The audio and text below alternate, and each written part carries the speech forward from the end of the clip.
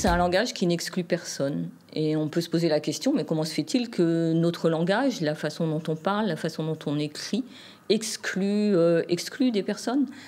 Mais en fait, c'est tout simplement parce que notre langage, il est genré, il y a un féminin, un masculin, et que si on met tout au masculin, en fait, on exclut les femmes. Donc c'est pour ça qu'en fait, on va parler de langage inclusif, parce qu'on va parler de langage qui va englober toute la population, les hommes, les femmes. Le fait dans notre langage d'utiliser le masculin fait qu'en fait, on invisibilise les femmes. Si je reprends mon exemple des candidats, ce serait dire les candidats et les candidates ont réussi l'examen. Ou alors de dire toutes les personnes qui ont passé l'examen ont réussi.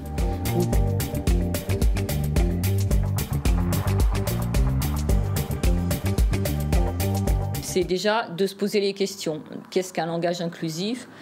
Pourquoi c'est important ? Pourquoi c'est important d'adopter un langage inclusif ? On prend des textes qui sont vraiment des textes tout à fait que l'on rencontre tout à fait couramment. Hein. Un programme d'exposition, un article qui est publié dans la presse locale, vraiment des choses qu'on va chercher très très simplement. Et on regarde quels sont les mots, les expressions qui fait que finalement, avec la façon dont on tourne, dont on exprime cette idée, en fait, on ne parle pas de l'ensemble des personnes, mais on parle que d'une partie des personnes.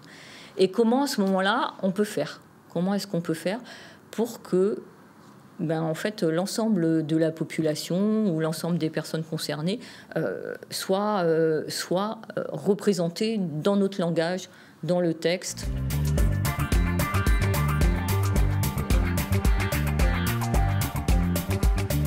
En France, nous avons l'Académie française qui se positionne un petit peu, qui s'est toujours positionnée un petit peu en censeur, en organisme qui allait définir le bon français, qui allait dire comment il fallait parler.